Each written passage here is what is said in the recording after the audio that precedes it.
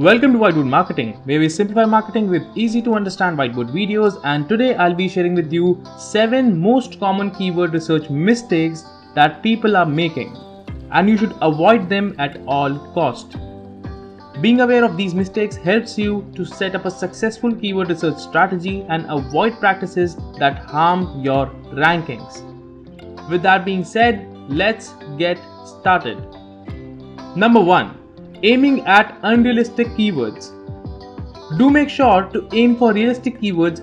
By realistic, I mean the ones which are achievable by your efforts and budget. You should understand that some niches are very competitive and ranking in competitive niches is hard, especially if you are just starting your website or business. And if you are just starting out, you shouldn't be aiming for competitive head keywords like co-working space, fashion or fitness center with a straight face. Instead, try putting your focus on long tail keywords as they are easier to rank for and have higher chance to convert as well. For instance, if you have a fitness center and start a blog about fitness, it would be too hard for you to start ranking on the term fitness. But if you do some research and find out which aspects of your blog are unique and try to rank for those keywords, some things might work out. Let's suppose it turns out that you write about fitness exercises for retired people. While keeping this in mind, if you try to rank for fitness routines for retired people, this could turn out to be a pretty good strategy. In that case, you should also aim for fitness tips for seniors or fitness exercises for retirees and so on. If you have been around in your niche for a little longer and you successfully rank for long tail keywords, you could then aim for more head terms as well. Try to take a note of this small fact. Ranking for competitive keywords should be a part of your long-term successful keyword strategy and not a short-term or a quick result format. Number 2. Not executing your keyword research correctly. So, some people and businesses think that they can simply skip keyword research or that it's no longer important in SEO. Not only these people are wrong, but they also end up wasting a lot extra budget on their marketing activities than they actually should.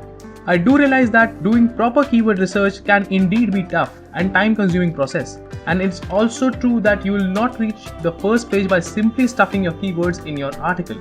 But if just on the basis of this, you decide on skipping keyword research completely, then it simply means that you are creating content without a single idea on what your potential users are looking for. And no matter how much of expertise you hold in your subject, don't make the mistake of thinking that you'll just have a gut feeling to know what your audience wants and what is their way of searching that information. Number 3. Not thinking about search intent. Do account for this fact that taking a good look at search intent is a crucial part of keyword research, as you need to have a clear idea of what kind of intent a user has behind those keywords. Some people could be looking for information, that is informational intent, while some could be waiting to go on a specific website, that is navigational intent, or they might just want to buy something online. It can be commercial or transactional intent. I would recommend you to watch my video on search intent to get a better understanding on this subject. Link is there in the description below, and that's not all there is to it, as search engines aim to give users the exact answers to their respective queries. In other words, if your content doesn't match searchers' intent, it probably won't make it to the results page, no matter how great or well optimized it is. So, it's important to evaluate whether the content you plan to publish for a certain keyword is in line with what people are looking for or not. Number 4. Using irrelevant keywords.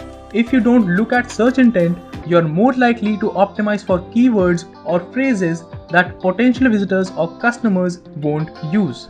Now, here, two things can happen. Either you offer something which people are looking for, but these potential visitors simply use different keywords and therefore won't find you, or your keywords are too long tail and they don't get any traffic.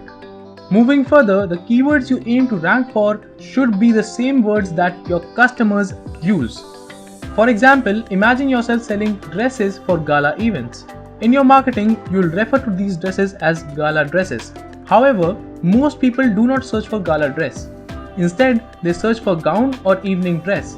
So, you won't get much traffic for the search term gala dress compared to the search terms like gown or evening dress. The second problem could occur when you focus on long tail keywords that are so obscure that they simply don't generate any traffic. As we all know that long tail keywords are a great way to start your keyword strategy, simply because these words attract less traffic, but you will have a higher chance to convert your visitors into buyers or returning visitors. However, if your keyword is too specific and doesn't bring any traffic, it won't help your SEO. So do make sure that you aim for long tail keywords that are actually generating some traffic to you. Number 5. Focusing on only one keyword per post.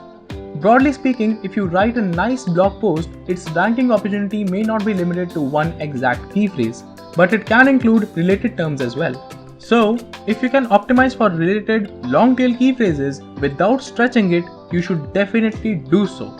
For example, if we publish a blog about timeless fashion tips and plan its keyword strategy, this strategy will include optimization for timeless fashion tips. But you could also target similar phrases like universal fashion tactics and universal fashion hacks. And in doing so, you'll be boosting not just your traffic, but also will be saving time and cost to market on other keywords. Number 6. Not checking whether you should use singular or plural keywords. Let me explain this one with an example. Should you aim to rank for sports shoe or for sports shoes? Do people search for co-working space or co-working spaces? While Google can recognize that plural and singular versions of a word refer to the same thing, the search results and the number of results are often different because what users are looking for differs a little bit.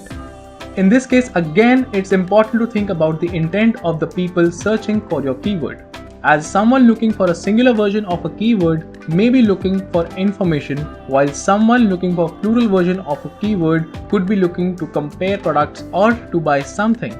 In any case, whether you should use a singular or plural keyword highly depends on your specific keyword and its intent. So take that into account while planning your next keyword strategy. Number 7. Forgetting to evaluate. If you aim to rank for certain terms, make sure to check whether you succeed or at least track your progress.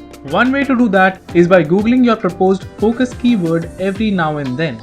But be aware that your search results may be biased because Google offers personalized SERPs. So as a solution, use an incognito browser session to check results or a tool like SEMrush, which allows you to keep a track of all your SEO activities in a single window. And if you want to try it for free, there's a link in the description below, so be sure to check it out. Lastly, in conclusion, I'll simply say that try to avoid these mistakes if you want to build a successful keyword research strategy.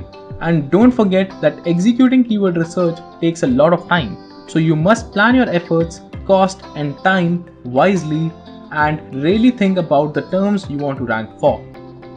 With that, I hope this video was helpful to you and served value. If you love my content, be sure to smash that like button, and if you haven't already subscribed to my channel, please do, as it keeps me motivated and helps me create more content like this for you.